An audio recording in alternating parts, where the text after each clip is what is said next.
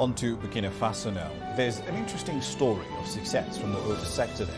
Specifically, the release of a new electric vehicle produced by a local manufacturer is being hailed as an interesting move for a country that's been more synonymous with subsistence agriculture, conflict and political unrest, especially of late.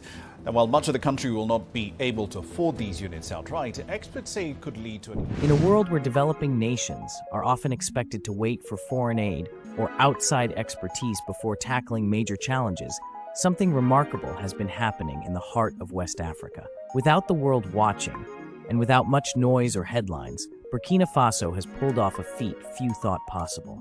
The country has built and deployed 500 electric buses. Not bought, built. No foreign engineers, no imported parts, no Chinese logos stuck to the side. Every single bus was conceived, designed, and assembled right there on Burkinabe soil. For many, especially in African cities where public transport often means refurbished vans or noisy diesel monsters, this development might sound like science fiction, but it's real, and it happened without the IMF, without World Bank advisors, and without donor conditions. So, how did one of Africa's so-called poorest nations beat the odds and do what many wealthier countries have only managed in pilot programs? The answer starts in a place once dismissed as an unfinished industrial dream, the UA 2000 corridor. It's now the nerve center of something far bigger than industry. It's become the soul of a national awakening. Years before a single bolt was tightened or a circuit connected, Burkina Faso began laying the foundation in an area where most countries rarely invest: its people. Vocational centers quietly began training local youth. Artisans, welders, and aspiring engineers started learning not how to copy, but how to build. This wasn't about bringing in experts to train locals to assemble foreign parts. This was about design from the ground up, made by people who understand the land they live in, its dust, its heat, its unreliable power grid, and its budget constraints. The buses weren't crafted in air-conditioned European labs. They were designed by people who ride on bad roads and wait at chaotic junctions every day. That lived experience turned into design intelligence. Instead of trying to copy a Mercedes or Tesla, the Burkinabe engineers asked, what kind of vehicle would survive and thrive on our streets? The result? A rugged, durable electric bus that glides across potholes, runs silently, needs no fuel, and costs far less to maintain than its diesel predecessors. But what really makes this story special is not just the vehicle, it's what the project didn't need. No flashy donor conferences, no white papers from think tanks, no technology transfer from the global north. President Ibrahim Traoré's administration bet on Burkinabe talent and refused to play by the usual rules. Advisors warned him it might backfire, that the West wouldn't like it, that the project would fail without international backing. But they moved forward anyway. The government funded the entire program from internal revenues. They didn't beg for loans or grants. They built production plants. They gave the engineers space to experiment. No excessive red tape, no top-down micromanagement. The project was allowed to breathe. And now, those buses are rolling through Ouagadougou and beyond, not just as machines, but as symbols. Each one is a moving declaration. We're not waiting for the world. We're building it ourselves. Of course, building a bus is only half the story. The next challenge was keeping them moving. In a country where fuel prices are unpredictable and electricity supply is unstable, how do you power 500 electric buses daily? Each bus in the Italy fleet can travel up to 330 kilometers on a single charge. But what's even more impressive is that they can go from zero to full charge in just 30 minutes. No long queues at gas stations, no risk of outages from the national grid. It's a self-contained, locally powered system. And it didn't stop with urban centers. The same solar independence strategy that Traoré's government had started in rural areas was now feeding into the country's public transport system. In simple terms, Burkina Faso didn't just build electric buses, they built an entirely new energy ecosystem to run them. The impact was immediate. Transport operators used to spending a fortune on fuel began reporting major savings. That money now goes into their families, their communities, and their futures. And with electric engines requiring far less maintenance, costs continue to drop. The environmental effects are impossible to ignore. In a city once choked by the fumes of outdated diesel engines, the air is noticeably cleaner. Noise pollution has gone down too. Constant rattling, the groans of old engines, the black clouds of exhaust, gone, replaced by near-silent movement and clean air. But what's even more profound is something harder to measure: psychological shift. For the first time, people are seeing their own country provide real solutions without outside help. The buses didn't just bring mobility, they brought pride. And this is where things get interesting.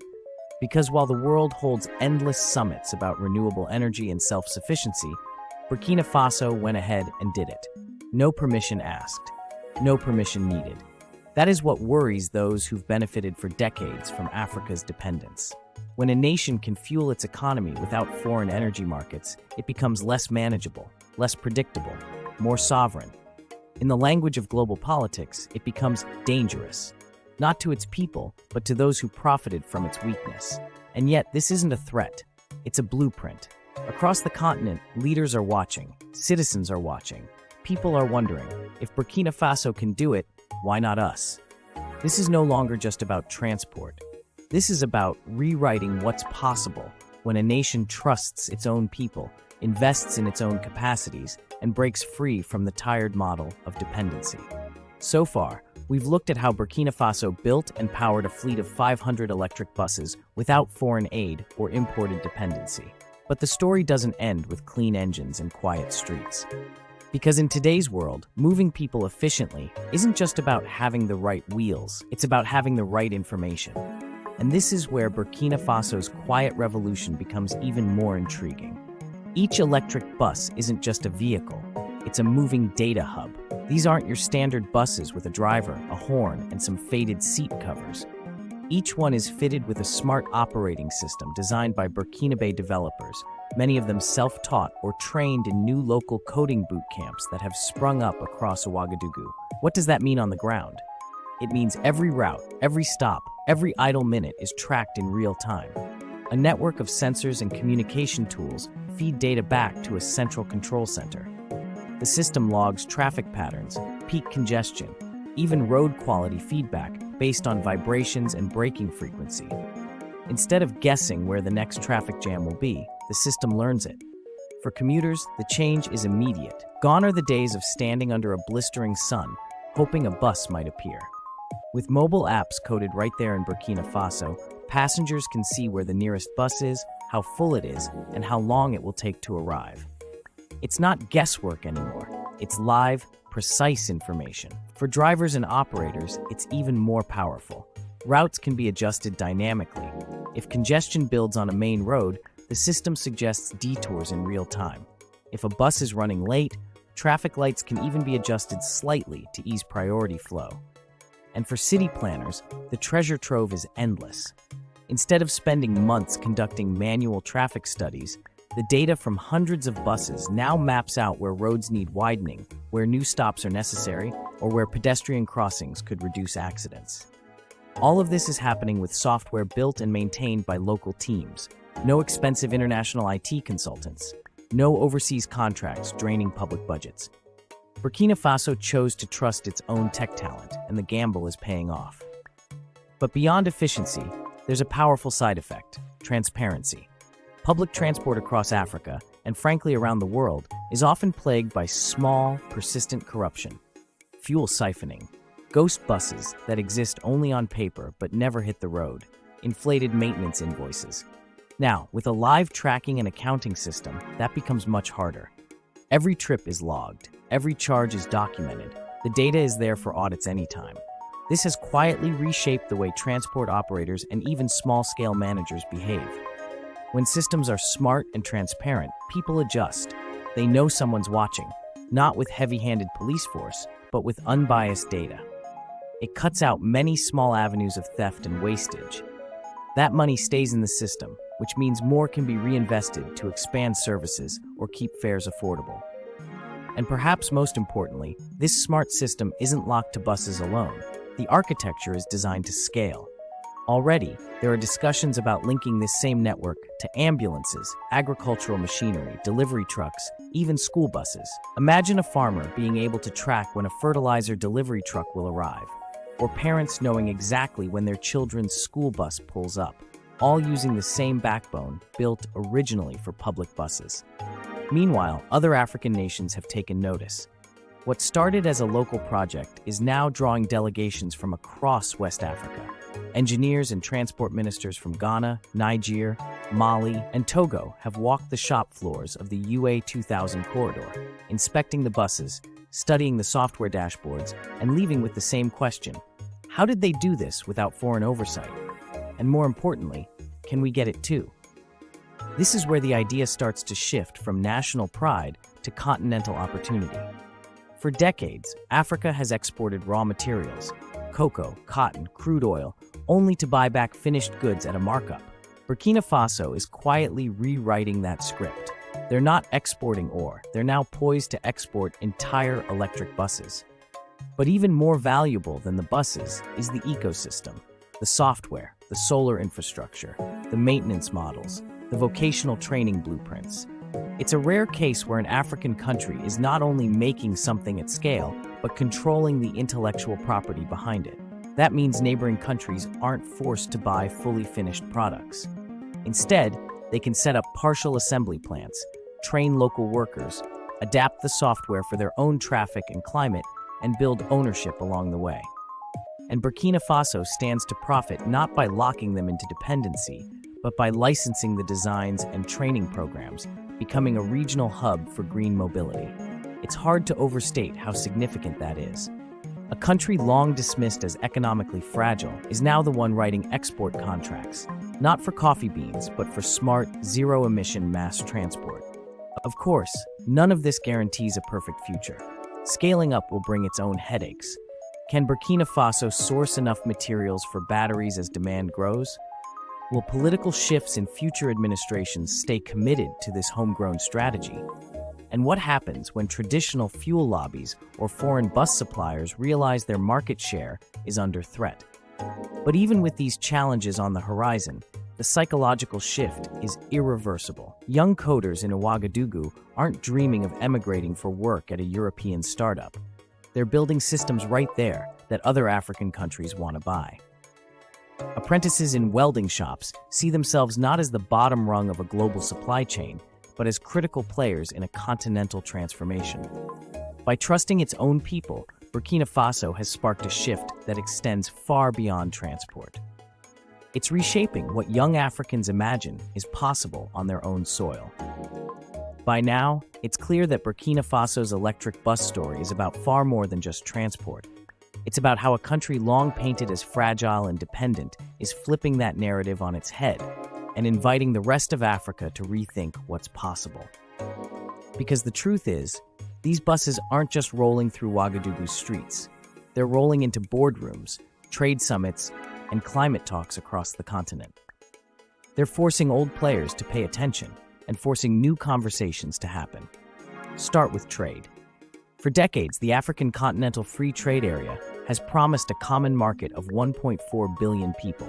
But grand ideas often crash into small, gritty obstacles.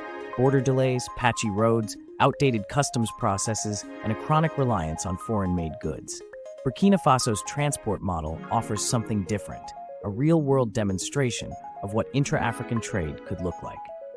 Picture this, a fully electric bus, assembled in Burkina Faso, driving itself overland into Ghana or Mali, serviced by mechanics trained in Burkina's own vocational centers, paid for through emerging regional payment systems that avoid foreign currency volatility.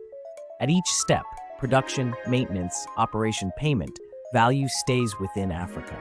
It's the kind of seamless regional supply chain that policy papers have fantasized about for years, but never managed to implement. Then there's climate diplomacy. For years, African leaders have been scolded at international conferences to cut emissions, while simultaneously being denied the technology and financing to actually do it. Western nations fly in with glossy presentations on green energy, then leave African nations with more debt than solutions. Now, a country listed by the UN as least developed has built a zero-emission transport fleet with its own money, its own engineers, and its own sun. When Burkina Faso, or any other African country following this model, walks into the next global climate summit, it won't be as a junior partner begging for adaptation funds. It will be as a peer, holding up a working, scalable example of climate action done right. That changes the negotiating power dramatically. Suddenly, Africa has a real card to play. It can demand fairer financing for renewable infrastructure, push for African-led standards on things like battery recycling, and build sovereign carbon markets that aren't set by foreign consultancies. And look even closer to home, inside African politics itself. Across the continent, the word sovereignty has often been cheap talk, shouted at rallies, but rarely backed up by industrial or technological muscle. Traore's buses, built, powered, and coded in Burkina Faso, are physical proof that sovereignty can be more than slogans. Reformist politicians from Dakar to Dar es Salaam are paying attention. So are civil society groups. They see these quiet electric buses not just as vehicles, but as evidence that with the right political will, you can deliver jobs, cut pollution, and stand taller on the global stage. All without waiting for a green light from Paris, Brussels, or Washington. It's even stirring the financial sector. Banks that long dismissed African hardware ventures as too risky are revising their models. Pension funds, Islamic finance networks, and BRICS-friendly investment houses are now circling Burkina Faso, not to hand out aid, but to discuss equity stakes, joint ventures, and scaling up solar grids and smart mobility systems. For once, Africa's creditworthiness is being measured in megawatts generated and kilometers driven, not in outdated ratings cooked up by agencies half a world away. And then, maybe most profoundly, there's the psychological shift. Scroll through WhatsApp groups in cities from Lagos to Lusaka, and you'll see videos of these buses gliding through Ouagadougou traffic. Not belching smoke, not imported secondhand from Europe, built right there by Africans for Africans. Young coders who might once have dreamed of nothing more than a visa to Canada are now pitching mobility algorithms for the next generation of buses. Welders who once hoped for a mining job abroad are enrolling in apprenticeships to work on chassis for regional exports. It's quietly rewriting the very idea of aspiration. Of course, none of this is inevitable or permanent. The challenges ahead are enormous. Maintaining political unity around this vision won't be easy. Sourcing enough minerals for batteries without falling into new exploitative traps is a real concern. And you can be sure the legacy oil lobbies and old bus suppliers aren't just going to watch their markets evaporate without a fight. But even if Burkina Faso's model stumbles, the idea it unleashed can't be put back in the box. Across Africa, people have seen that it's possible to design, build, and run complex systems without handing over control to someone else. They've glimpsed a future where Africa is the maker, the seller, and the standard setter. So maybe that's why these 500 buses whisper something larger than any speech ever could. As they roll through dusty streets, silent and solar-powered, they carry an unspoken question. If Burkina Faso can do this, why can't we? What do you think? Could more African nations pull this off? Should they? Would you ride on one of these buses if it came to your city? Let us know your thoughts down in the comments. If you found this story as eye-opening as we did, please support our work by hitting the like button, subscribing to the channel, and turning on notifications so you never miss our next deep dive. Thanks for watching, and we'll see you in the next video.